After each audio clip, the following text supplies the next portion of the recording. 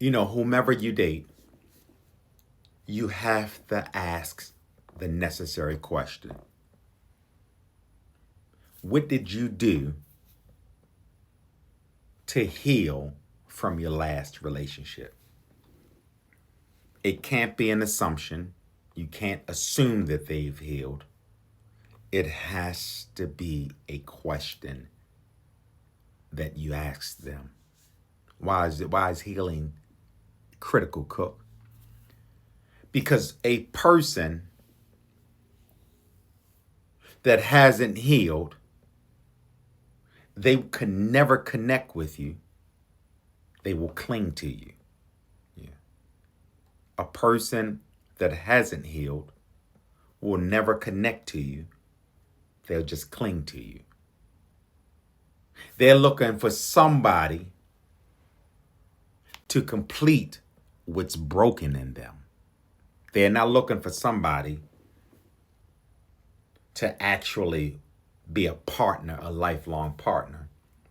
They're looking for a missing piece. Yeah. An unhealed person, they don't really love. No, they don't love.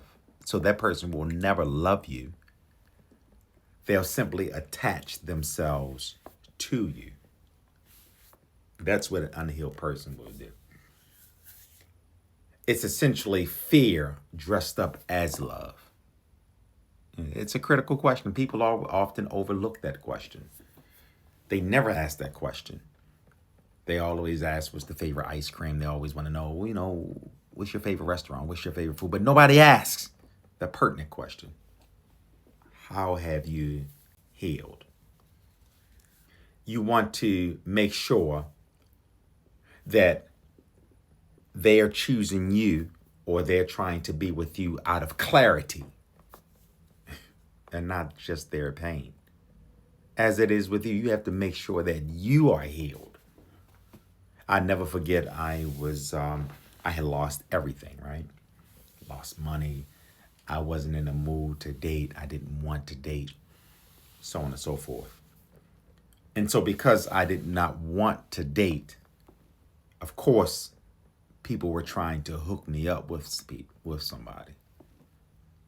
So a friend of mine's wife, she said, I got somebody for you. I told her that I am not trying to date. I don't have any money. I'm not looking to date anybody. She said, no, I have the perfect person. She understands your predicament and she's okay with that. She was with her boyfriend for 4 years, and in the 4 years time, they only went out twice. So I got her number and I called her. The second conversation that we had, she asked me, so when are we going out? I said, didn't April tell you that I don't have any money? Or did she explain the situation? She said, yeah, but I'm sure you can make a way. I said, well, look, I can go ahead and borrow some money. I can borrow like $20. Back then they had Applebee's, 2 for $20. I said, I can borrow some money. And she was like, okay, that's fine. She said, but I don't want to go to Applebee's. She said, I want to go to Ruth Chris. And in the back of my mind, I was like, you was with this guy for 10 years. I'm sorry, for 4 years, and y'all only went out twice. And now I'm the rebound. And she has yet to heal from that relationship. She said, I said, no, I can do the Applebee's. That's all I can afford. She said, well, it's restaurant week. And in Baltimore, restaurant week, it means that the Ruth Chris, the price is like $35 a plate. It's cheaper. But still, I didn't have any money. She said, well, do me a favor. Call me back when you get some Ruth Chris money. Why am I sharing this with you? It's because at that particular time, she clearly wasn't healed.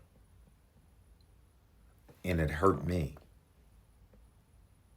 And I had to go through all of the channels. I had to go to therapy and so on and so forth to heal from being broken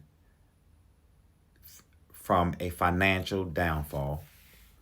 And I wanted to make sure that I was emotionally sound, I was mentally sound, I was physically fit, and I was spiritually fit to date. I want to encourage somebody out there that if you have not looked at yourself internally, make sure you are healed. Make sure that the person that you're dating has healed. Because you can be with somebody, and some people are together for 10 years, but they're really not connected. They're just clinging to each other. And the problem is with that level of relationship, they're not clinging on love, or they're not attached in love. They're attached in pain. Yeah. Make sure that you share this video, like, comment, and subscribe. Now drive on and do good.